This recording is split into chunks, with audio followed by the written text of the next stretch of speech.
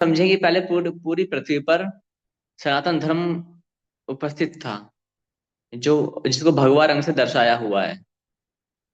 लेकिन आज हम क्या देख रहे हैं? ब्लू मीन्स ईसाई, क्रिश्चियनिटी ही सबसे अधिक है।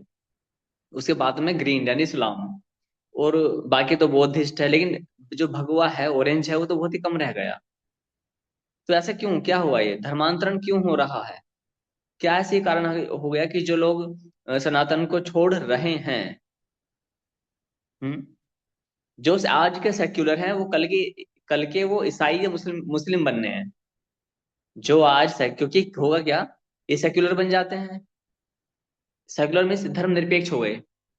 इनको किसी धर्म से कोई लेना देना नहीं है। ये बोलते हैं हम मानवता में विश्वास करते हैं। लेकिन जो इनके बच्चे होंगे ना, वो किसी न किसी कल्ट में फंस जाते हैं।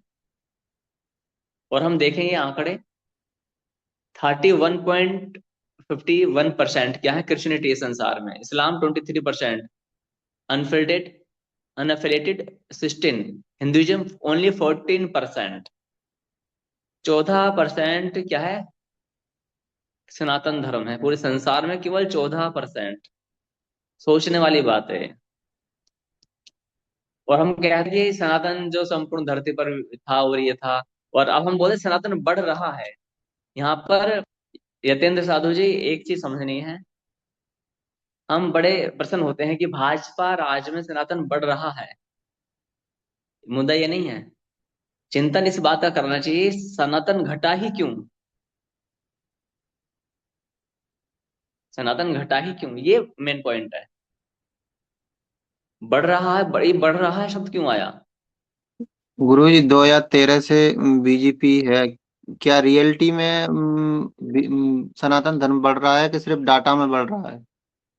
नहीं नहीं, बढ़ तो रहा है, क्योंकि हमारा हमारा काम धरातल पर होता है। घर घर में हम लोग जाते हैं, जन जन से हम बात करते हैं। वो तो बढ़ तो रहा है, नो डाउट। ये मैं ऐसा नहीं कि मैं हम लोग मतलब किसी संस्था को इतना सपोर्ट, पार्टी को सपोर्ट नहीं करते हैं। हम व्यक्ति के व्यक्तित्व को सपोर्ट करते हैं। उसका व्यक्तित्व कैसा है? व्यक्तित्व बदल भी सकता है। आज मोदी जी, योगी जी बहुत अच्छे हैं, ठीक है, लेकिन कल को उनका व्यक्तित्व परिवर्तित हो जाए तो हम उसको फिर सपोर्ट नहीं करेंगे। या फिर हमें उनसे कोई अच्छा व्यक्तित्व मिल जाता है, जैसे मोदी से अच्छा भी योगी जी को माना जा रहा है, तो हम जो लोग योगी को चाहते हैं वो पीएम बने। और योगी का अगर गुण कर्म स्वभाव बदल लेंगे तो वो हम उसे डिनाई, रद्द कर देंगे, रिजेक्ट है। तो यहाँ पर इसलिए ये तो है, 2000 आफ्टर 2013 जो सनातन है वो उसमें चेंजिंग आई है। ठीक है। तो अब प्रॉब्लम ये है कि हम यहाँ पर चिंतन करते हैं सनातन घटा ही क्यों, इस बिंदु विचार करना है। तो बातें यहाँ पर चलो घट गए, आप कैसे, सोल्यूशन क्या है, व्हाट इज द सोल्यूशन? एक व्यक्ति नास्तिक है, तो सोल्यूशन क्या निकलता है? इन सब समस्याओं को जो हमने पीछे पड़ी थी, क्या सुसाइड है, मर्डर है, बहुत सारी चीजें हैं, अल्कोहल है, ठीक है, बहुत सारी प्रॉब्लम्स थी। तो इन सब का सोल्यूशन क्या है? केवल अध्यात्म। अभी देखो, एक नास्तिक व्यक्ति है, वो किसी ने कोई धर्म को नहीं पढ़ा, किसी किताब को नहीं पढ़ा, किसी कल्ट मजहब पंथ संप्रदाय किसी को कुछ नहीं पढ़ा।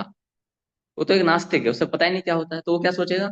चलो भाई, स्पिरिचुअलिटी ही इन सब समस्याओं का स्थायी समाधान है। तो क्या करें?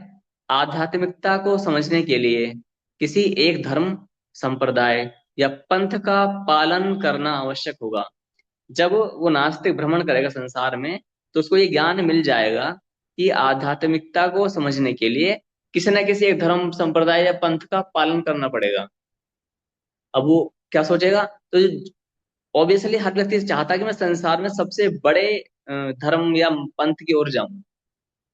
कोई भी व्यक्ति सबसे छोटा लेना नहीं चाहता, सबसे बड़ा चाहिए। जो भी हर चीज, गाड़ी बड़ी हो, पद प्रतिष्ठा भी बड़ी होनी चाहिए, है ना, घर मकान है वो भी बड़े बड़े होने चाहिए, कार भी हो तो बड़ी कार होनी चाहिए। हर एक व्यक्ति बड़े की मांग करता है, छोटे की मांग कोई नहीं करता। तो उसी सिद्धांत को यहाँ रखा गया है। संसार में अनेक धर्म संप्रदाय आदि हैं, किंतु मैं सबसे बड़े धर्म की ओर जाऊंगा। किसी भी धर्म को समझने के लिए उसके अनुयायियों को नहीं देखना चाहिए। तो यतेंद्र साधु यहाँ समझना है कि मान लेते हैं कि आप किसी बड़े धर्म को आपने देख लिया कि हाँ, क्रिश्चियनिटी, ईसाइयत बहुत बड़ी है, पॉपुलेशन वाइज लगभग 250 करोड़ लोग उसको फॉलो हो रहे हैं, 250 करोड़। आपने ग्राफ देखा था, 23% है क्रिश्चियनिटी संसार में। तो हर एक व्यक्ति सोचेगा चलो भाई हम क्रिश्चियनिटी को फॉलो करते हैं क्योंकि संसार में सबसे अधिक संख्या उसी की है। इसमें वही बताया जा रहा है, जब हम क्रिश्चियनिटी को फॉलो करने जाते हैं तो हम क्या पाते हैं, इसमें ये समझाया गया है कि हमें उनके फॉलोवर्स को नहीं देखना चाहिए, उनके अनुयायियों को नहीं देखना चाहिए, क्योंकि अनुयायी कई बार गलतियां कर सकते हैं, किंतु उस धर्म आदि की उपलब्ध मुख्य पुस्तकों को, तो ईसाई में क्या है, बाइबल है, माने तो किसी को गलती से इस्लाम बड़ा लगा, बल्कि इस्लाम बड़ा नहीं है पॉपुलेशन वाइज, फिर भी माने तो लगता है, तो इस्लाम की क्या है, कुरान पाक है ना, मुख्य जो पुस्तक है। और यदि हमारे यहाँ पर बात करें तो हमारे यहाँ पर 18 पुराण है, वेद महाभारत आदि हैं। तो यहाँ पर वही बताया जा रहा है कि किसी भी धर्म कल्ट या संप्रदाय के लोगों को फॉलो नहीं करना है, लोगों को नहीं देखना है, उनकी पुस्तकों में क्या लिखा हुआ है ये देखना है। और पुस्तकों को पढ़ना कैसे है, जो भी पुस्तक आपके हाथ लगे, मुख्य मुख्य हैं, क्योंकि उन धर्म आदि की उपलब्ध मुख्य पुस्तकों को पढ़ना है। जैसे हम सनातन की बात करते हैं, अब सनातन में तो मान लेते हैं किसी संस्था के जो संस्थापकाचार्य हैं उनकी पुस्तक को पढ़ेंगे तो कोई लाभ नहीं होगा ना। तो सनातन की जो मुख्य पुस्तक है उनको क्या क्या क्या मान के पढ़ना, विशुद्ध मानकर पढ़ना है। दूसरा पॉइंट क्या है, तार्किक बुद्धि से अवश्य पढ़ना चाहिए। इन सूत्रों का उपयोग यह पता लगाने के लिए किया जा सकता है कि कौन सी पुस्तक अंतिम रूप से परम प्रमाणिक होगी। तो शाश्वत में ये 5 सूत्र शाश्वत का मूल आधार हैं। इन पांचों सूत्रों को समझना बहुत आवश्यक है। ये समझ में नहीं आया तो समस्या हो जाएगी। ये समझना कि शास्त्रों को लिखने की विधि, हम यहाँ पर ये कह सकते हैं यतेंद्र साधु की शास्त्रों को लिखने की ही नहीं, अपितु जैसे हिंदी इंग्लिश गणित विज्ञान की जो पुस्तकें लिखी जाती हैं, या फिर जो मेडिकल्स की पुस्तकें हैं, इंजीनियरिंग की पुस्तकें हैं, जो एमटेक बीटेक या एमबीबीएस वगैरह जो हुई, इन सब की पुस्तकें भी हैं, या कोई नाट्य शास्त्र है, कोई उपन्यास है, कुछ भी, जो किसी भी प्रकार की पुस्तक को लिखने के लिए संसार में 5 साधन होते हैं, 5 ऑप्शंस है, छठा ऑप्शन नहीं होता कोई भी। तो आज हम उन पांचों ऑप्शंस, उसमें शास्त्र भी आ जाते हैं, किसी प्रकार की पुस्तक तो किसी कितने प्रकार से लिखी जाती है, 5 प्रकार है, छठा कोई प्रकार नहीं है। तो उन 5 प्रकार को हम यहाँ देखेंगे। सबसे पहला यहाँ पर देखते हैं A1। A1 को मान लेते हैं कि A1 कोई भी एक बुद्धिमान, संसार का बुद्धिमान है, व्यक्ति है, विश्व विख्यात व्यक्ति है बुद्धिमान A1। तो A1 passed on knowledge to his successor. तो A1 ने अपने उत्तराधिकारी को नॉलेज दे दी। A1 का उत्तराधिकारी कौन है, A2। ठीक है। तो but A2 passed on the knowledge to his illegal successor without permission of A1। A1 ने जो नॉलेज दी थी, इसको बहुत ध्यान सुनना, A1 ने जो ज्ञान दिया था A2 को, वो A2 के लिए था, उसी समय के लिए था, उसी कालखंड के लिए था। A1 ने नहीं कहा था कि A2 आप इस ज्ञान को A3 को भी देना। लेकिन A2 ने क्या किया, A2 ने क्या किया, A2 ने उस ज्ञान को आगे ट्रांसफर कर दिया, किसे, A3 को। A1 ने A2 को दिया था, ठीक है, लेकिन A2 ने क्या किया, A3 को दे दिया बिना परमिशन के। अधिकार ही नहीं दिया था A1 ने कि इस ज्ञान को तुम आगे भी दो। ठीक है। A2 ने क्या किया, A3 को, 3 ने 4 5 6 ऐसे 80 व्यक्ति तक आया ये ज्ञान। अब 80वें व्यक्ति ने क्या सोचा, चलो भाई ये ज्ञान बहुत अच्छा है और मुझे भी ऊपर से ज्ञान मिला है सीक्वेंस में, तो क्यों ना इस ज्ञान को लिख लिया जाए। तो 80वें व्यक्ति ने क्या किया, एक पुस्तक बना ली। क्या बनाई, एक पुस्तक बना ली। अब ये बताएं आपके अनुसार ये पुस्तक कितने प्रतिशत शुद्ध होगी। मैंने आपको ज्ञान दिया, आपने किसी और को दिया, उसने किसी और को दिया, उसने किसी और को दिया, ऐसे 80 व्यक्ति है, तो आपको क्या लगता है कितने प्रतिशत वो पुस्तक शुद्ध हो सकती है। शुद्ध का परसेंटेज बताना तो मुश्किल है, पर शुद्ध नहीं होगी ये तो सही है। जी बहुत अच्छा, धन्यवाद। यही सत्य है कि शुद्ध नहीं होने की परसेंटेज भी नहीं कह सकते, है ना, ये यू आर राइट। तो यहाँ पर होता है कि वो कितने परसेंट शुद्ध होगी, चलो हमने मान लेते हैं मोटा मोटा उदाहरण कि वो, जस्ट एग्जाम्पल 90% मान लेते हैं फिलहाल, ठीक, 90%। अब लेकिन क्या हुआ, जो A1 व्यक्ति है, जो विश्वविख्यात बुद्धिमान A1 व्यक्ति है, ये आता है कुछ वर्षों के बाद या कुछ कालखंड के बाद में, और ये उस पुस्तक को पढ़ता है।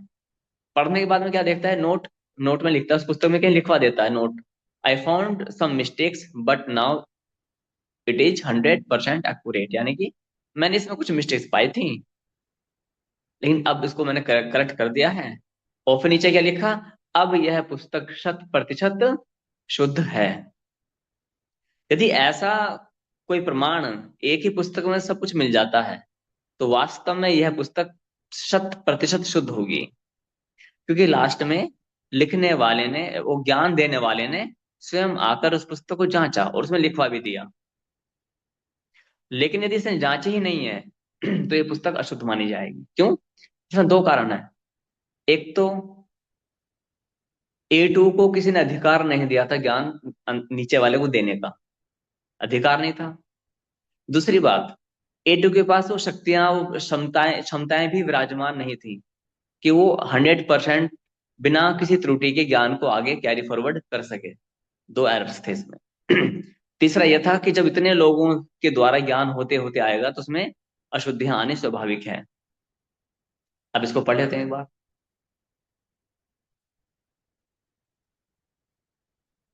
माना कि कलयुग आरंभ होने के 1 सहस्त्र वर्ष बाद विश्वविख्यात बुद्धिमान व्यक्ति एवन ने अपने जीवन के सबसे महत्वपूर्ण 3 वर्ष का ज्ञान, कितने वर्ष का, 3 वर्ष का, दैनिक दिनचर्या सहित, अर्थात A1095 डेज, दिन की प्रातःकाल, मध्याह्न व संध्या, अर्थात सुबह दोपहर शाम के कर्मों का विस्तृत ज्ञान, कि सुबह मैंने ये किया, दोपहर को मैंने ये किया, शाम को मैंने ये किया, और ये तीनों समय का ज्ञान 1095 दिन का था।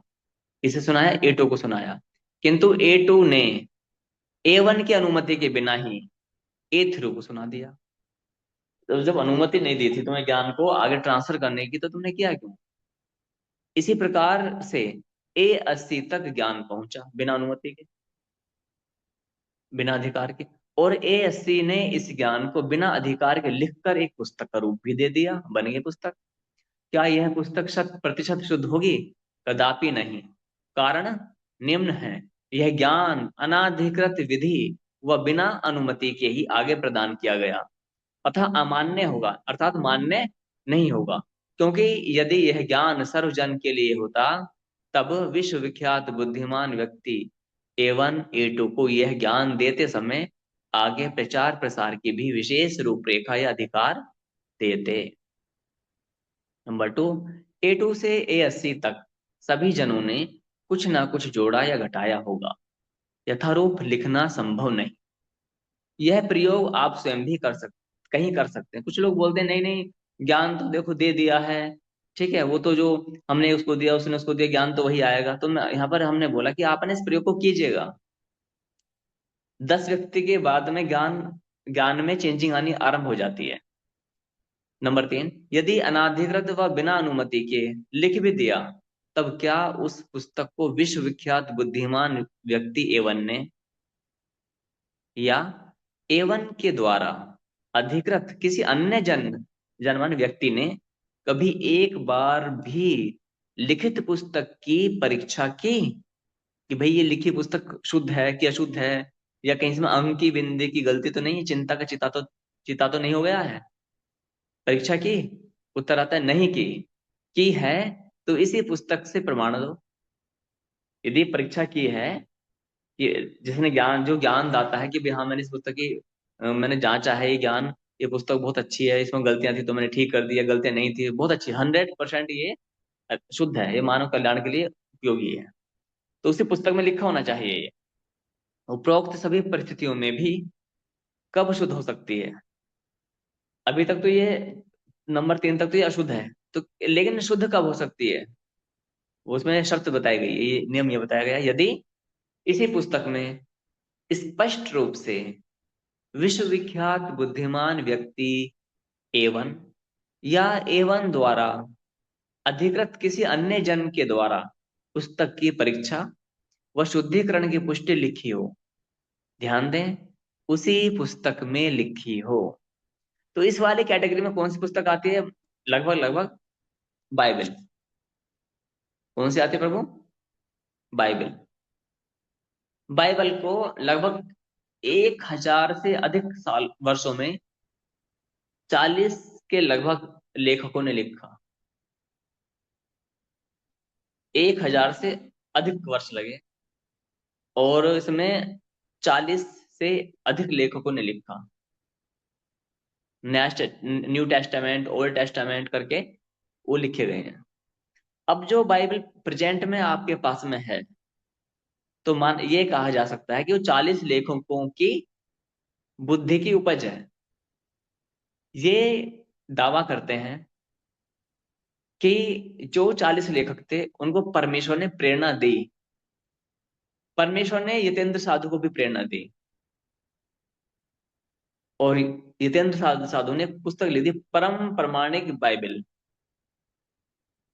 तो क्या मैं ये मान लूं कि यतेंद्र साधु ने कहा कि मुझे परमेश्वर ने प्रेरणा दी और परम प्रमाणिक बाइबल को फिर लागू कर दिया जाए क्या? जो प्रेरणा दी, आपको कैसे पता कि ये परम पिता परमेश्वर की प्रेरणा है?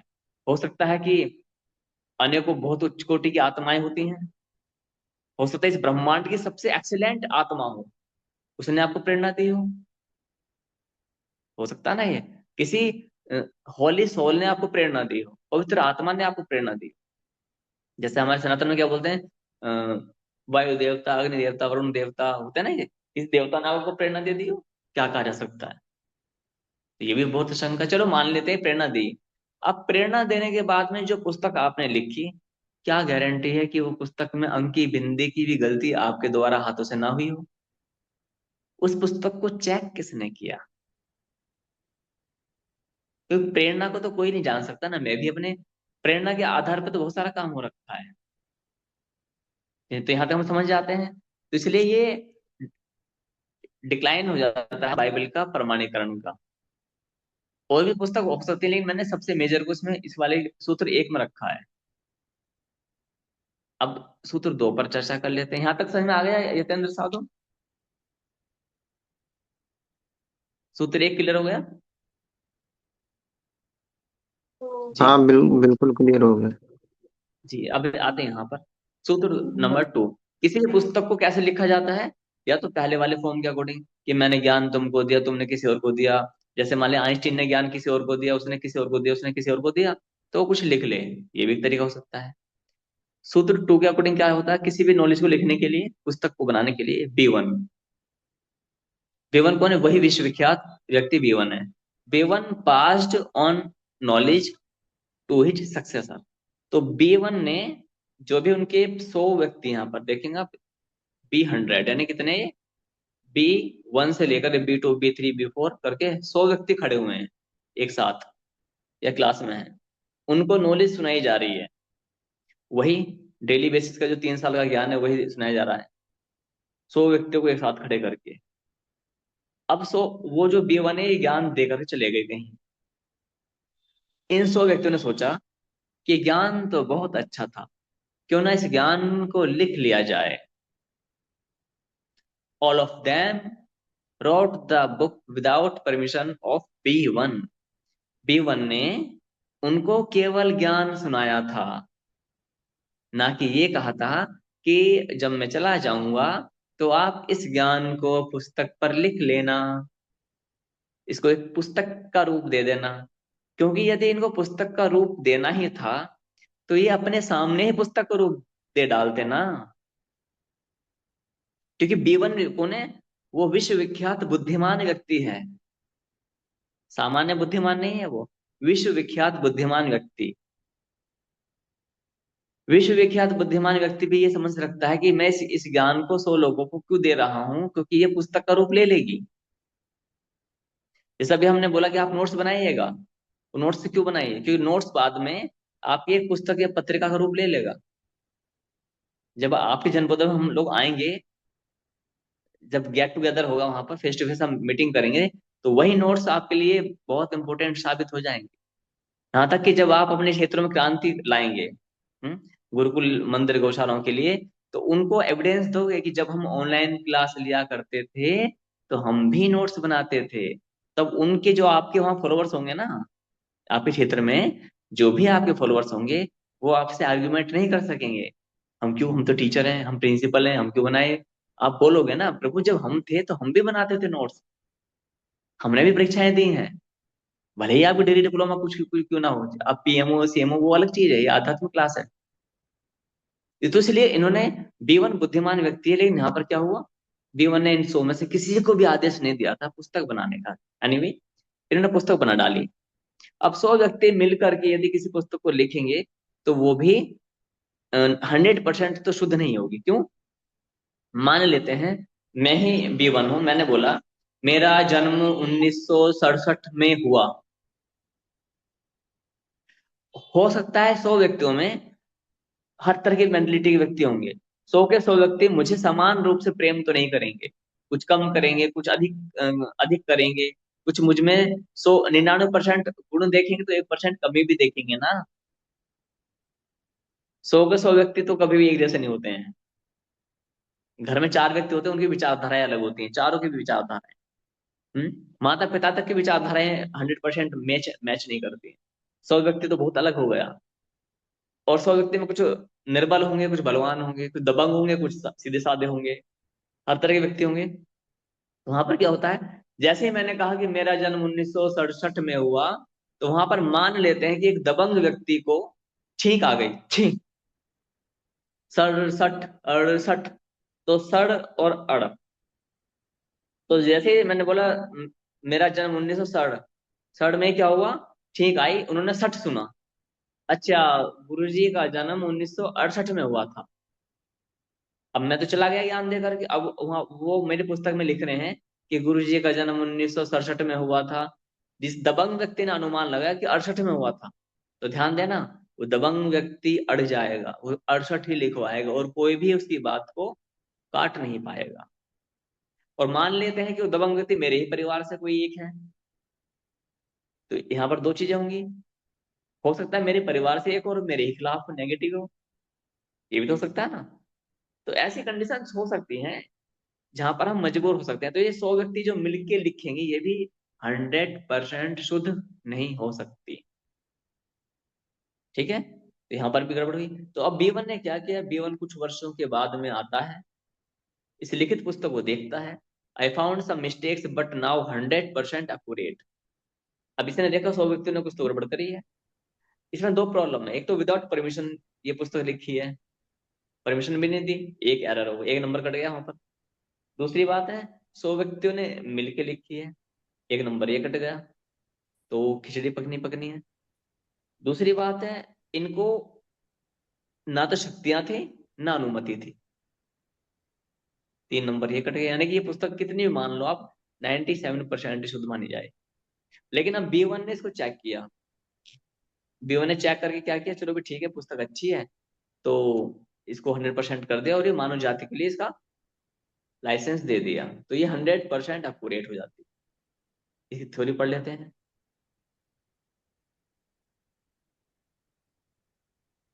माना कि कलयुग आरंभ होने के 1 सहस्त्र वर्ष बाद विश्व विख्यात बुद्धिमान व्यक्ति B1 ने अपने जीवन के सबसे महत्वपूर्ण 3 वर्ष का ज्ञान दैनिक दिनचर्या सहित, अर्थात 1095 दिन की प्रातः मध्यान्ह व संध्या काल के कर्मों का विस्तृत ज्ञान, शॉर्टकट में नहीं, विस्तृत ज्ञान, सामूहिक रूप से एक साथ 100 जनों को दिया।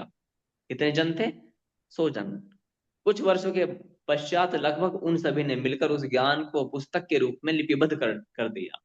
क्या यह पुस्तक 100% शुद्ध होगी? कदापि नहीं। कारण निम्न है। नंबर 1, यह ज्ञान अनाधिकृत विधि, बिना अनुमति के ही लिखा गया। तो एक तो अनाधिकृत विधि, अधिकार भी नहीं था और अनुमति भी नहीं थी, अतः अमान्य होगा। क्योंकि यदि यह ज्ञान सर्वजन के लिए होता, तब विश्वविख्यात बुद्धिमान व्यक्ति B1 B2 को यह ज्ञान देते समय आगे प्रचार प्रसार की भी विशेष रूपरेखा या अधिकार देते, कि देखो B1 में B2 को मैं ये ज्ञान दे रहा हूँ, B2 तुम इस ज्ञान को B3 को देना और ऐसे ऐसे देना है, लिखवा लेना पुस्तक पर, ये काम करना वो काम करना, लेकिन ऐसा कोई नियम नहीं पाया जाता इस पुस्तक में। किंतु सभी ने स्वेच्छा से इसे लिखा, अपनी इच्छा से लिख डाला। नंबर 2, अनेक जनों के मिलकर लिखने से परस्पर मतभेद अथवा किसी बलशाली जन अथवा B1 के निकटतम संबंधी जन की स्मृति को परम प्रमाणिक या प्राथमिकता मिलेगी, यद्यपि वह अशुद्ध ही क्यों ना हो। जैसे मैंने कहा ना 1967 वाला हाल था ना, तो यहाँ पर यह हो सकता है 1967 और 1968 वाला, क्योंकि वो दबंग व्यक्ति हुआ, बलशाली होगा तो वो अपनी चलाए गए वहां पर, है ना। और मेरे परिवार का हुआ, संबंधी जन हुआ, तो उसकी तो वैसी मानी जाएगी चाहे वो कुछ भी बोले, भाई परिवार का है तो उसकी तो माननी पड़ेगी, नहीं अधिक जानते हैं, बचपन से देखा हुआ, चाहे वो परिवार के विरोधी ही क्यों ना हो। नंबर 3, यदि भीड़ तंत्र ने अनाधिकृत व बिना अनुमति के लिख भी दिया, तब क्या उस पुस्तक को विश्वविख्यात बुद्धिमान व्यक्ति B1 ने या B2 के द्वारा अधिकृत किसी अन्य जन ने कभी एक बार भी लिखित पुस्तक की परीक्षा की, जांचा, देखा कि इसमें कोई गलती तो नहीं लिख दी गई है? नहीं की है तो इस पुस्तक से प्रमाण दो कि हाँ भाई मैंने इस पुस्तक को जांचा है। उपरोक्त सभी परिस्थितियों में भी कब शुद्ध हो सकती है? नंबर 1, यदि इसी पुस्तक में स्पष्ट रूप से उन्हीं व्यक्ति B1 या B2 B1 के द्वारा अधिकृत किसी अन्य व्यक्ति के द्वारा पुस्तक की परीक्षा शुद्धिकरण की पुष्टि लिखी हो। ध्यान दें, उसी पुस्तक में लिखी हो। तो इस वाली कैटेगरी में कौन सी पुस्तक आती है? संसार की दूसरी पुस्तक लार्जेस्ट, कौन सी है वो? पुराने पाक। पुराने पाक को जो कैसे लिखा गया था, अ, नबी साहब थे, तो नबी साहब जो थे सल्लल्लाहु अलैहि वसल्लम जी, तो इनके पर्दा करने के बाद, पर्दा माने जैसे हमारे यहाँ बोलते हैं ना कि देहांत होने के बाद में, तो उनमें बोलते हैं पर्दा कर गए, तो सम्मान के तौर पर बोला था।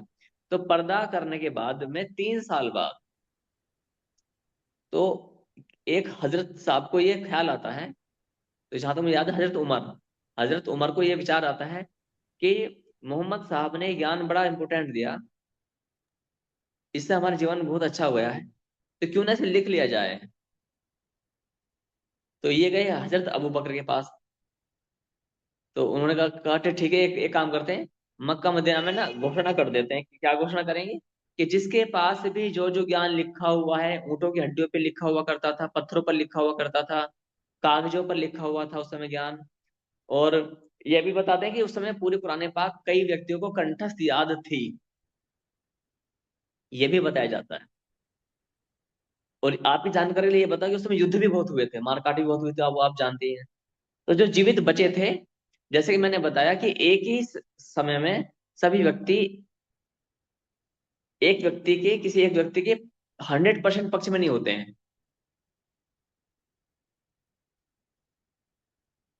क्या आपको मेरी आवाज आ रही है?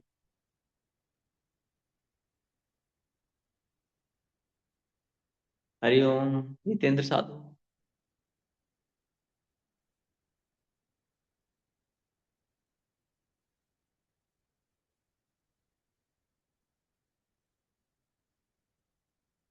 Yatendra Sadhu, are you listening to me? आ रही है गुरु जी, आ रही है। Okay, it's right. Krishnadas please open your camera if possible. First all most welcome in Shashwat. Krishnadas वैष्णव जी, आपसे निवेदन है कि आप भी अपना कैमरा आरंभ कर देंगे तो हम आपका दर्शन लाभ ले सकते हैं। संतों के दर्शन लाभ से भी बहुत बड़ा लाभ होता है, और आप सभी क्या है, परमेश्वर के भक्त हैं, है ना। तो आपके दर्शनों से एक तरह से मुझे भी एक ऊर्जा मिलती है। तो चलो हम आगे बढ़ते हैं। तो यहाँ पर आते हैं कुरान पाक पर। तो कुरान का जो संकलन किया गया था वो कैसे किया गया था, कुरान को थोड़ा समझेंगे, है ना। हम सनातन को समझने से पहले ये समझे कि हमारा सामना किन किन लोगों से होने वाला है ना। बेस ही नहीं पता ना हमें तो इसलिए तो कुरान को कैसे लिखा अबू बकर, तो उन्होंने सबने इकट्ठे होकर के एक सबसे वो ले लिया, हड्डियों पे लिखा हुआ था ज्ञान, कागजों में लिखा हुआ था ज्ञान, जो जिसके पास जैसा था सब लेकर के एक पुस्तिका बनाई। पुस्तिका बनाई, फिर पांच व्यक्ति थे मुख्य, इनको बोलते हैं सहाबी। साहबी वो थे जो मोहम्मद साहब के निकट रहने वाले थे। जैसे हमारे यहाँ बोलते हैं पार्षद, भगवान के पार्षद जो नित्य नित्य अंग संग रहते हैं। तो मोहम्मद साहब के जो निकट रहने वाले थे 5 व्यक्ति, उन्होंने एक चादर ली और उस पुस्तक को रखा और बोले, अपने आप से बोला पाक है, यानी पवित्र है। अपने आप से पूछा पवित्र है, पांचों ने कहा हाँ पाक है। 5 बार पूछा, हाँ पाक है, हाँ पाक है, पाक है, पाक है। तो अपने आप ही वो पुस्तक बनाई कलेक्शन करके, और अपने आप से इसको पाक कर दिया गया। और उसी कुरान पाक की प्रतियां संपूर्ण संसार में आज अवेलेबल है। ठीक है। अब आप खुद लगाएं कि जो संकलन किया गया होगा, उस संकलन के माध्यम से वो कुरान पाक कितनी पवित्र होगी, आपकी अपनी समझ है।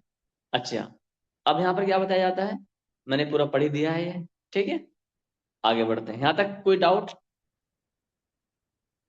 सनातन में हम आएंगे, बट सनातन से पहले जो मेजर कल्ट है संसार में, उनको अध्ययन करते हुए हम लेकर जा रहे हैं सीक्वेंस में।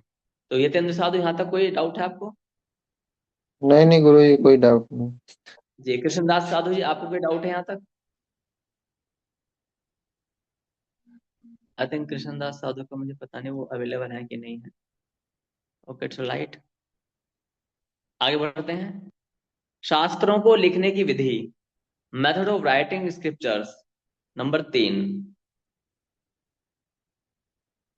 C1, वही विश्वविख्यात बुद्धिमान व्यक्ति C1, if C1 authorizes and gives power to anyone, any person to write, यदि C1 ने C2 को क्या किया, लिखने का जो पावर दे दी कि आप इस पुस्तक को लिखिएगा, C1 ने क्या किया, इसको लिखने के लिए पावर दे दी।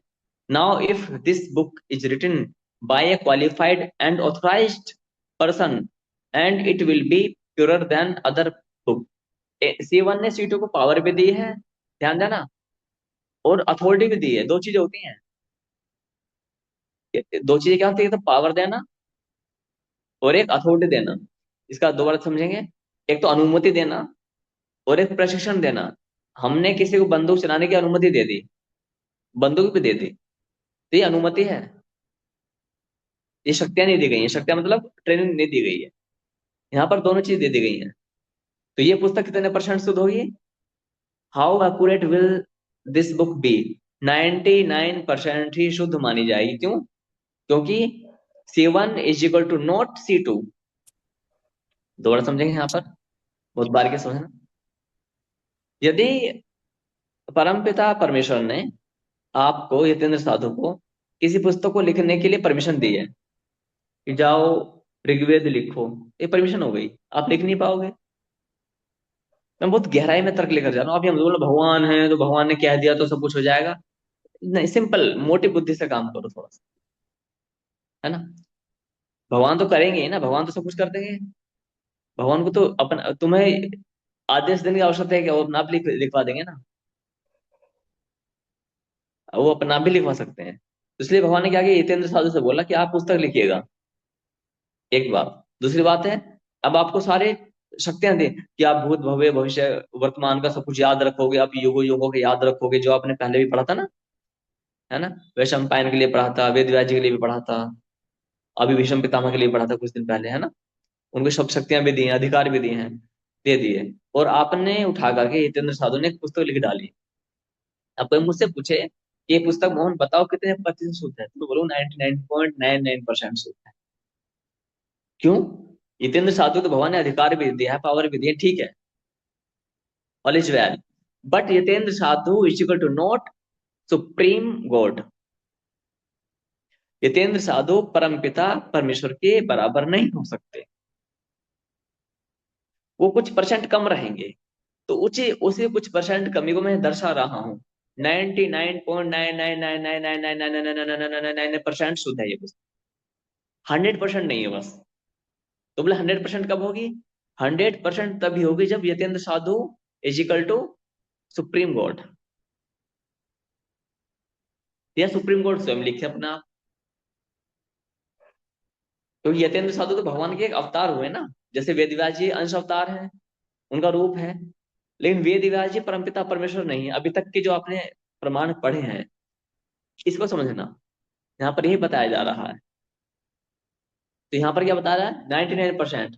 अब सीवन ने क्या किया, सीवन यहाँ पर धरती पर आए, इन्होंने इस पुस्तक को देखा।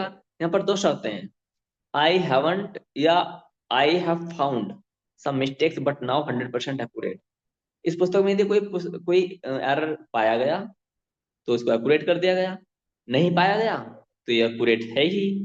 तो और ये नोट सेवन ने उस पुस्तक में लिखवा दिया कि देखो इन्होंने पुस्तक लिखी थी सीटू ने, और फिर मैं आया यहाँ पर, मैंने इस पुस्तक को देखा, पढ़ा, इसमें इस पुस्तक में कोई गड़बड़ नहीं थी, और अब ये पुस्तक जो है 100% शुद्ध है, कोई समस्या नहीं है।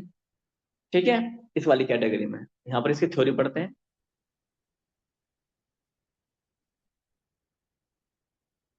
माना कि कलयुग आरंभ होने के 1 सहस्त्र वर्ष बाद विश्वविख्यात बुद्धिमान व्यक्ति सीवन ने अपने जीवन के सबसे महत्वपूर्ण 3 वर्ष का ज्ञान दैनिक दिनचर्या सहित अर्थात 1095 दिन की प्रातः मध्याह्न व सायं संध्या काल के कर्मों का विस्तृत ज्ञान सीटों को देते हैं, और साथ ही उसे इस ज्ञान को बोलकर अपने निर्देश में ही लिखवाते हैं।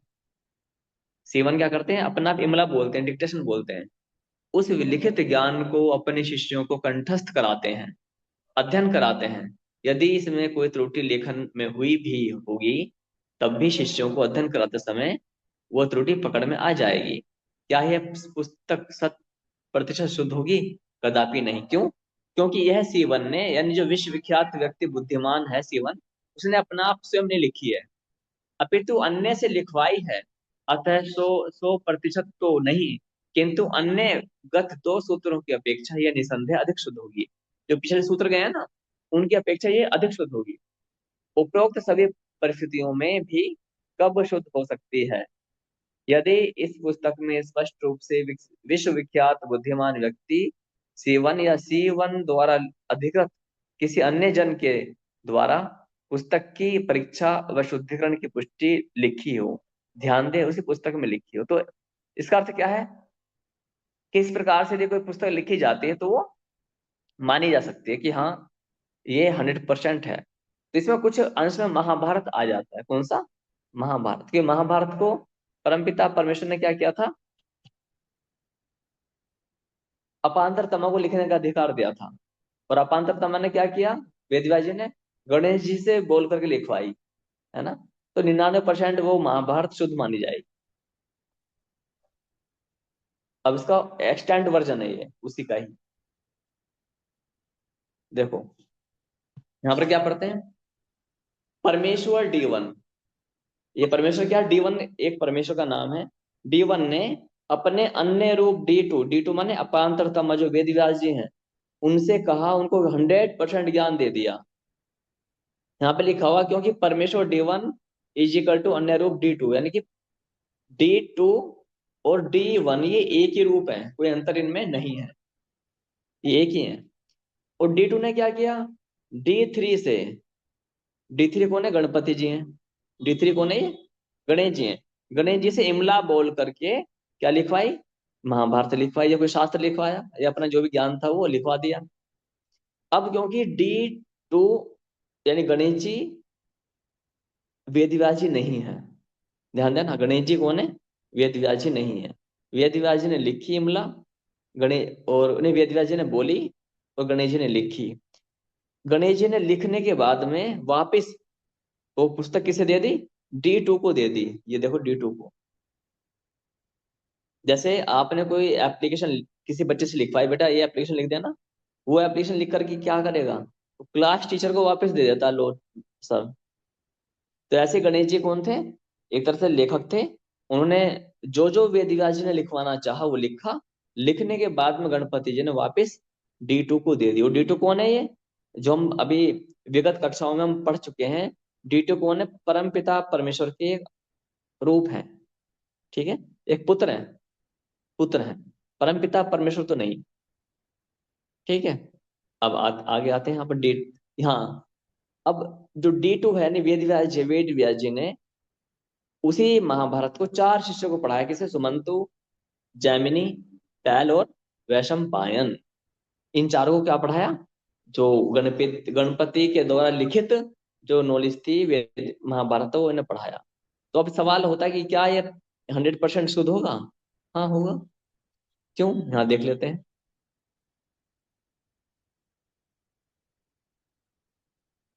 माना कि आध्यात्मिक जगत के चमत्कारिक सिद्धांतों के अनुसार कलयुग आरंभ होने के 1 सहस्त्र वर्ष बाद परमेश्वर देवन ने अपने जीवन के सबसे महत्वपूर्ण 3 वर्ष का ज्ञान दैनिक दिनचर्या सहित, अर्थात 1095 दिन की प्रातः मध्याह्न व संध्या काल के कर्मों के विस्तृत ज्ञान को अथवा समस्त आध्यात्मिक ज्ञान को लिपिबद्ध करने के लिए D2 के रूप में आकर D3 से लिखवाया। थोड़ा कॉम्प्लिकेटेड है। D1 परमपिता परमेश्वर है, वो D2 के रूप में धरती पर आए और D3 से लिखवाया इमला बोल करके। किंतु यह प्रमाणित हो कि D2 भी D1 ही है, इन दोनों एक ही रूप है। जैसे यतेंद्र साधु यहाँ पर मंदिर पैंट शर्ट में बैठे हैं, वो बाहर जाए धोती में जाए, तो वेश भूषा बदली है, तत्व तो एक ही है, वही। और D3 ने पुनः लिखित पुस्तक को, यानी कि गणेश जी ने लिखित पुस्तक को D2 को, यानी कि वेद व्यास जी को सौंप दिया। यही नहीं, D2 यानी वेद व्यास जी ने इस पुस्तक का गहन अध्ययन अपने शिष्यों को भी करवाया। कौन शिष्य थे इनके? 4। जैमिनी, सुमंतु, पैल, वैशंपायन, ये 4 शिष्य हैं वेद व्यास जी के। इनको गहन अध्ययन करवाया। अब देखते हैं यहाँ पर, क्या यह पुस्तक 100% शुद्ध होगी? निसंदेह 100% शुद्ध ही होगी। कारण निम्न है, निम्न प्रकार के कारण है।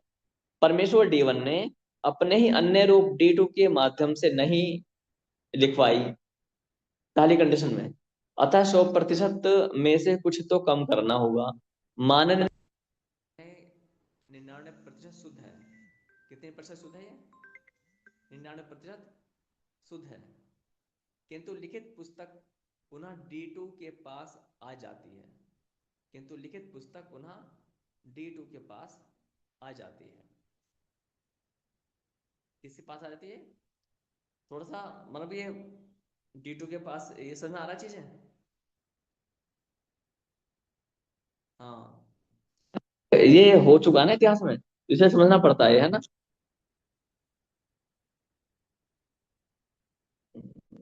अभी अभी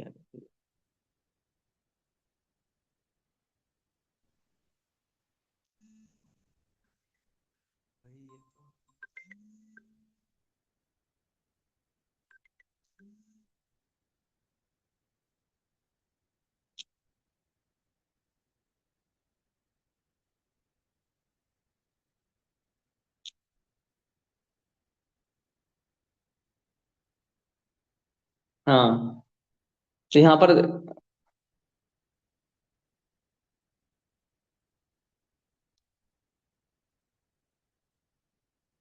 D2 के पास आने से, हाँ, किंतु लिखित पुस्तक D2 के पास आ जाती है क्योंकि D2 परमेश्वर D1 के अन्य रूप हैं। तब प्रश्न उठता है कि D2 के पास आने से क्या? D2 के, एक तो D2 और D1 के ही अन्य रूप हैं, अतः उनके पास भी परमेश्वर जैसी शक्तियां होंगी ही। इसीलिए लेखक D3 ने यदि कुछ त्रुटि की भी होगी तो परमेश्वर के अन्य रूप D2 के हाथों में आते ही स्वतः ही विशुद्ध हो जाएगी। यही नहीं, D2 ने इस पुस्तक का अपने शिष्यों को गहन अध्ययन भी कराया है। अध्ययन कराते समय भी त्रुटि पकड़ में आ जाएगी। अतः यह संपूर्णतः सिद्ध हो जाता है कि इस प्रकार लिखी पुस्तक 100% शुद्ध ही होगी। विशेष ध्यान दें, उपरोक्त सभी प्रमाण उसी पुस्तक में लिखित होने चाहिए, अन्यथा अन्य पुस्तक हुई तब इसकी भी परीक्षा होगी। यहाँ पर क्लियर कर दिया गया। अब हम पढ़ते हैं कौन सा सूत्र? 5वां, शास्त्र को लिखने की विधि। ये क्या है? A1, विश्वविख्यात व्यक्ति A1, if A1 himself had written the book, then this book will be completely pure, but A1 never wrote any book himself। यदि परमपिता परमेश्वर अपने ही हाथों से स्वयं कोई पुस्तक लिख दे, राम जी आए, राम जी अपने अब बैठ के अपने बारे में लिख रहे हैं, कृष्ण जी आए, कृष्ण जी आ रहे हैं लिख रहे हैं, ठीक है, अल्लाह है, अल्लाह ताला अपने आप से लिख रहे हैं, जीसस क्राइस्ट है, वो अपने हाथ से लिख रहे हैं। लेकिन संसार में ऐसी कोई पुस्तक ही नहीं है कि भगवान ने अपने आप से कोई पुस्तक लिखी हो, लिखवाई गई है। हाँ, ऐसा हम हिंदी, इंग्लिश, गणित, मैथ, साइंस की पुस्तक लिखते हैं इस प्रकार से। ये पांचों में कौन सी आती है? जो संसारिक पुस्तक होते हैं ना, वो सब इसी 5 कॉलम में आ जाते हैं। माना कि कलयुग आरंभ होने के 1 सहस्त्र वर्ष बाद ईवन ने स्वयं ही अपनी संपूर्ण ज्ञान की पुस्तक लिखी, तब निसंदेह वह 100% विशुद्ध ही होगी। किंतु ऐसी कोई पुस्तक ईवन ने कभी लिखी ही नहीं, अर्थात परमपिता परमेश्वर ने ऐसी कोई पुस्तक लिखी ही नहीं। तो यहाँ पर जो ये 5 सूत्र हैं, इन्हीं 5 सूत्रों के माध्यम से संसार में सब पुस्तकें लिखी जाती हैं। जो 5वां सूत्र है उसमें साइंस, मैथ और मेडिकल, ये सब पुस्तकें 99% 5वें सूत्रों में आती हैं। हर एक साइंटिस्ट अपनी पुस्तक स्वयं लिखता है, हर एक दार्शनिक अपनी पुस्तक या अपना दर्शन स्वयं लिखता है। 99% तो यही होता है। लेकिन जो आध्यात्मिक पुस्तकें होती हैं उनको अपना आप कोई नहीं लिखता। परमपिता परमेश्वर ने कहीं अपनी पुस्तक कोई नहीं लिखी है।